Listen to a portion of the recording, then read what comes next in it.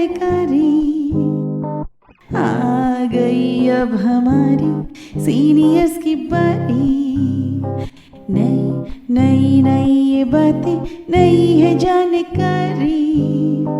आ गई अब हमारी सीनियर्स की बारी। इनके अनुभव से अपनी बदली दुनिया सारी। इनके अनुभव से अपनी बदली दुनिया सारी। दादा दादी नाना नानी करते बातें प्यारी। सुन लो तुम, समझ लो तुम, हाँ सुन लो तुम, समझ लो तुम। सुन लो तुम, समझ लो तुम, बात ये हमारी। खुश रखोगे इनको तो होगी खुशी तुम्हारी। नई बात है ये देखो, नई जानकारी। आ गई अब हमारी सीनियर्स की बारी। गांव में ज्योतिषाचार्य दिन भर नक्षत्रों की माला जपते थे। ये तो आम था, बहुत बार सुना था, पर नक्षत्र वन ये क्या है? आइए कुछ पल बैठते हैं बुजुर्गों की छांव में। जो देखी है उनकी आंखों ने जिंदगी के ढेरों अनुभव, उन अनुभवों से अनुभव हम आज लेते हैं। नमस्कार दोस्तों, आप सबका स्वागत है। विज्ञान प्रसार, विज्ञान और प्रौद्योगिकी विभाग, भारत सरकार एवं अलगप्पा विश्वविद्यालय कराईकुडू तमिलनाडु के संयुक्त तत्वाधान में वरिष्ठ नागरिकों द्वारा प्रस्तुत एक खास कार्यक्रम श्रृंखला अनुभव में, जिसे आकार दिया है डॉक्टर आर श्रीधरन ने और मार्गदर्शन कर रही हैं कार्यक्रम की मेंटोर पूजा मुरादा। साथ ही निर्माता हैं चित्रा शर्मा और जमशेद खान, और जिसे आप सुन पा रहे हैं सामुदायिक रेडियो 90.8 FM 24 पर। दोस्तों, आपको पता है नक्षत्रों के पीछे भी एक विज्ञान है जो भारत में पौराणिक समय से प्रचलित है, पर यह नक्षत्र वन कुछ नई बात लगती है। आखिर क्या है नक्षत्र वन या नक्षत्र उद्यान? मैं हूं आरजे सनी और आज के हमारे ज्ञान, विज्ञान और अनुभवों से समावेशित हमारे इस खास कार्यक्रम अनुभव में आज हमारे सीनियर सिटीजन बात करेंगे नक्षत्र वन के बारे में और बताएंगे कि ये नक्षत्र उद्यान क्या होते हैं और इसका क्या महत्व होता है। तो चलिए फिर चलते हैं। आज के हमारे इस सफर में हमसे जुड़ेंगे हमारे senior citizen professor Poonam Singhvi और डॉक्टर संध्या दीवान, साथ ही डॉक्टर नीलिमा कुलकर्णी, जो बात करेंगे नक्षत्र वन या नक्षत्र उद्यान के बारे में। नमस्ते मित्रों, मैं प्रोफेसर पूनम सिंघवी आशियाना उत्सव के लवासा सीनियरिटी कॉम्प्लेक्स का एक ज्येष्ठ नागरिक हूँ और मैं आज आपके सामने रेडियो FM 24 भिवाड़ी के अनुभव इस कार्यक्रम के अंतर्गत आपसे कुछ बातें करना चाहता हूँ। मित्रों, आज मैं एक बड़ा इंटरेस्टिंग सब्जेक्ट लेकर आपके सामने आ रहा हूँ और वो है नक्षत्र वन। नक्षत्र वन तथा नक्षत्र उद्यान तो क्या चीज़ होती है ये नक्षत्र उद्यान, ये अपन समझने की कोशिश करेंगे। मित्रों, मेरे साथ आज है doctor Sandhya Diwan ji, ex principal of maroon college of commerce. यद्यपि उनका सब्जेक्ट कॉलेज में पढ़ाने का स्टैटिस्टिक्स रहा है, उन्हें एस्ट्रोलॉजी, एस्ट्रोनॉमी इन सब्जेक्ट्स में भी बहुत इंटरेस्ट है और उस इंटरेस्ट को परस्यू करते करते उनके दिमाग में ये बात आई। वो कैसे आई और क्या होता है नक्षत्र वन, ये हम उन्हीं से समझेंगे।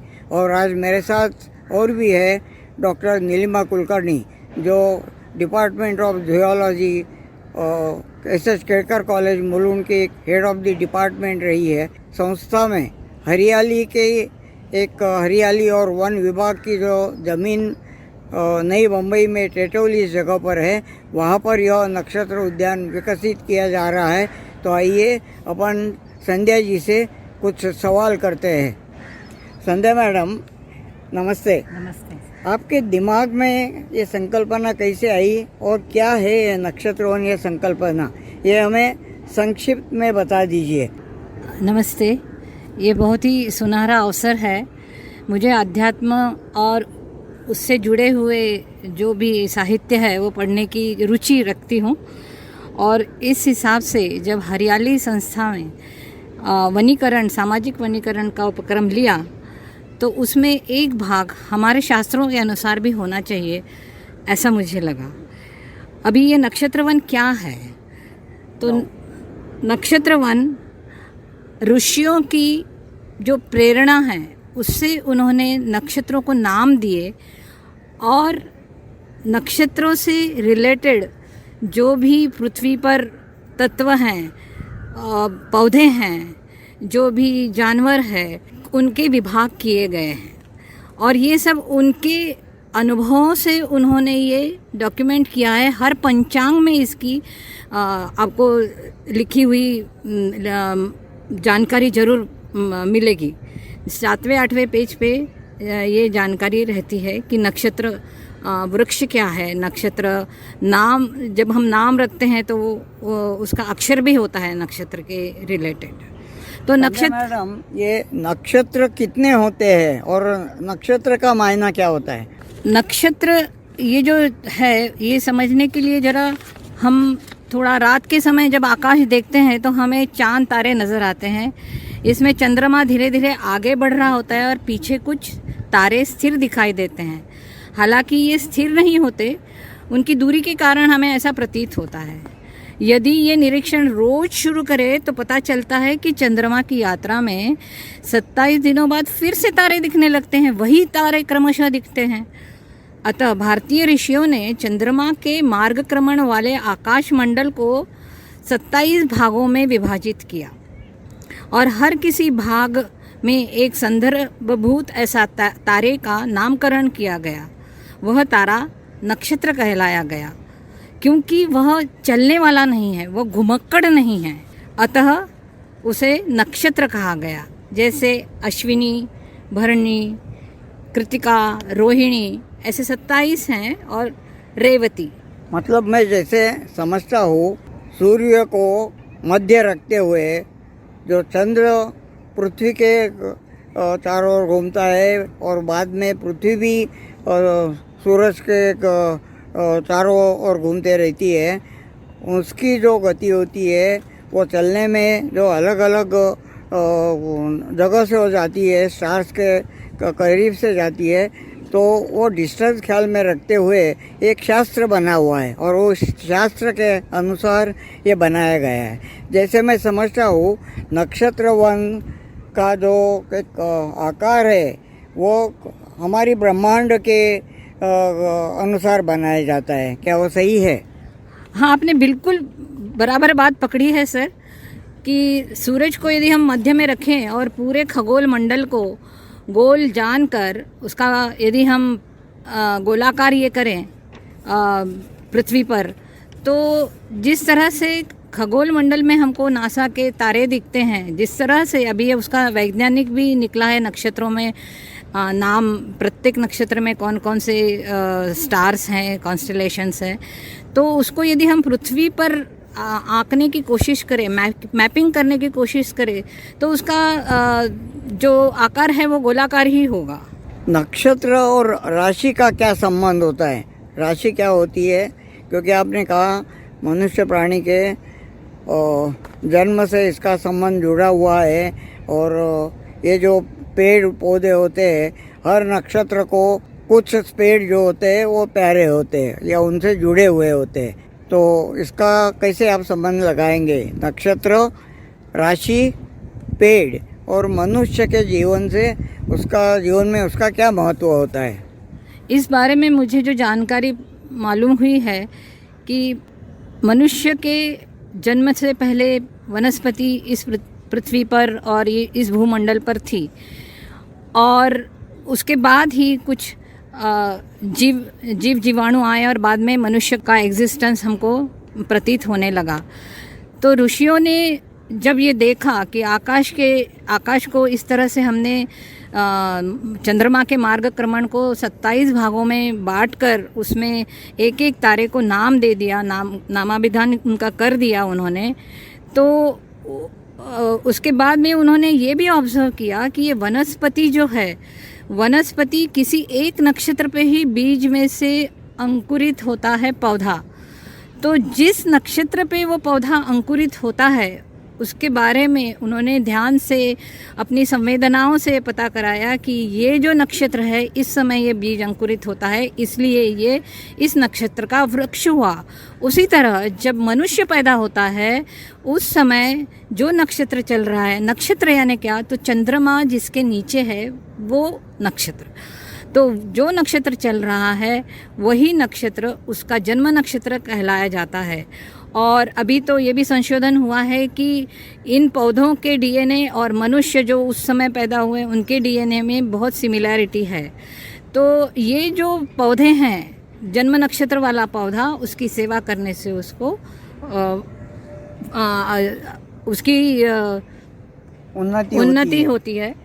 तो संध्या मैडम, ऐसे कुछ पेड़ों का, पौधों का आप नाम बताएंगे, और कोई एक नक्षत्र को कौन से पेड़ प्रिय होते हैं या बता पाएगी? हाँ, वैसे तो इसकी पूरी लिस्ट बनी हुई है और हमारे बहुत सारे शास्त्रों के ये ग्रंथ भी हैं इन पे लिखे हुए, जैसे नारद पुराण, नारद संहिता, उसके बाद में राजनिघंटु आयुर्वेद के, शारदा तिलक, महामरण, और इसमें जैसे अश्विनी नक्षत्र है तो सबसे पहला नक्षत्र अश्विनी, तो ये अश्विनी नक्षत्र का पौधा है कुचला, और इसे हम नक्षत्र वन में लगाते समय पूर्व दिशा में सबसे पहला ऐसा वृक्ष मान के लगाते हैं। उसके बाद आता है भरणी नक्षत्र। अभी ये पौधों को लगाने के लिए एंटी क्लॉकवाइज पौधे लगाए जाते हैं। तो दूसरा नक्षत्र आता है भरणी, और उस भरणी नक्षत्र का जो वृक्ष है उसका नाम है आंवला। तो वो आंवला दूसरा पौधा हम यदि गोलाकार इसमें एंटी क्लॉकवाइज जाएं तो लगाया गया। इस तरह से गोलाकार रीति से क्रमशः जो नक्षत्र आते हैं उनके जो जो पौधे बताए गए हैं शास्त्रों में, अभी उसका आकलन वो संस्कृत भाषा होने से अलग अलग जगह पे अलग अलग चीज़ें नमूद की गई हैं, लेकिन फिर भी लोगों को ने बहुत मान्यता दी है नक्षत्र को, और नक्षत्र का अपने जीवन से पहले बहुत ही संबंध रहा है।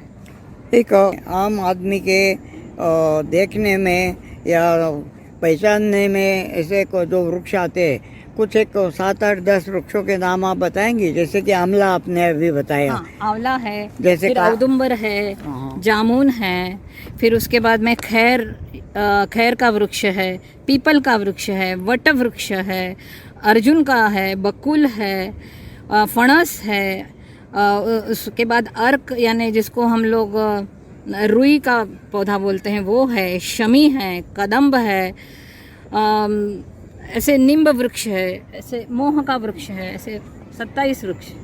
बहुत अच्छी जानकारी संध्या जी आपने इन वृक्षों के बारे में दी।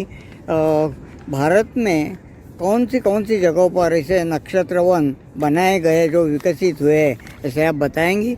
अभी भारत में आप देखेंगे तो ये संकल्पना सबसे पहले उत्तर प्रदेश के लोगों ने बहुत ही सलीके से उठाई है, और वहाँ के जो लोग हैं, वनाधिकारी, वहाँ के मंत्री, राज्य मंत्री, इन्होंने उसको बहुत ही अच्छी तरह से निभाया है, बढ़ावा दिया हुआ है। वहाँ के जो वनाधिकारी हैं रामकृष्ण दुबे जी, उन्होंने बहुत अच्छी पुस्तक लिखी है जिसमें नक्षत्र वन और नासा के वैज्ञानिक चित्रों का भी उससे संबंध लगा के ये बताया गया है कि किस तरह से नक्षत्र वन हम लोगों के लिए उपयोगी है।